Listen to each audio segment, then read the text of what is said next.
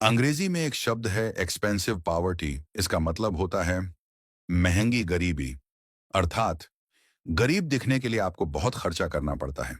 गांधी जी की गरीबी ऐसी ही थी।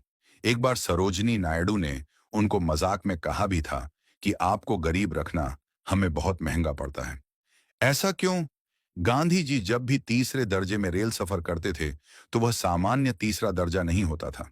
अंग्रेज नहीं चाहते थे कि गांधी जी की खराब हालातों में भीड्डा में यात्रा करती हुई तस्वीरें अखबारों में छपे उनको पीड़ित विक्टिम कार्ड का लाभ मिले।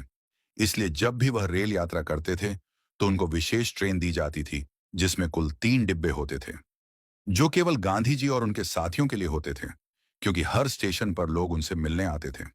इस सब का खर्चा बाद में गांधी जी के ट्रस्ट की ओर से अंग्रेज सरकार को दे दिया जाता था। इसीलिए एक बार मोहली जिन्ना ने कहा था कि जितने पैसों में मैं प्रथम श्रेणी यात्रा करता हूं, उसे कई गुना में गांधी जी तृतीय श्रेणी की यात्रा करते हैं। गांधी जी ने प्रण लिया था कि वे केवल बकरी का दूध पिएंगे। बकरी का दूध आज भी महंगा मिलता है, तब भी महंगा ही था।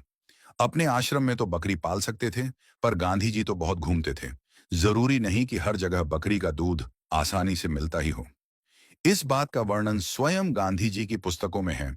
कैसे लंदन में बकरी का दूध ढूंढा जाता था, महंगे दामों में खरीदा जाता था, क्योंकि गांधी जी गरीब थे। वो सिर्फ बकरी का दूध ही पीते थे। ये बात अलग है कि खुशवंत सिंह ने अपनी किताब में लिखा है कि गांधी जी ने दूध के लिए जो बकरियां पाली थीं, उनको नित्य साबुन से नहलाया जाता था, उनको प्रोटीन खिलाया जाता था। उन पर 20 रुपये प्रतिदिन का खर्च होता था। 90 साल पहले 20 रुपए मतलब आज हजारों रुपए।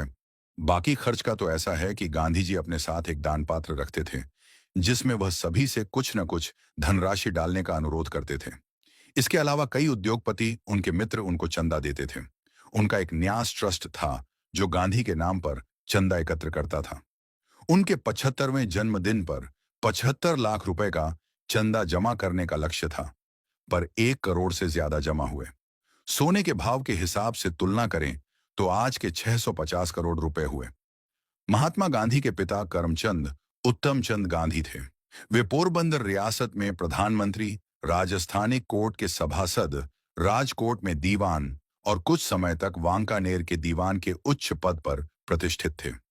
जिस व्यक्ति का पिता अंग्रेजों का दीवान था, जो अपने बेटे को उस समय जब हमारे बाप दादाओं के पास खाने के दाने नहीं थे, देश में हर तरफ बीमारी, भूखमरी, अकाल था, अंग्रेज कोड़े मारते थे, उस समय अपने बेटे गांधी को 15 वर्ष से भी ज्यादा समय दक्षिण अफ्रीका और इंग्लैंड में पढ़ाते थे।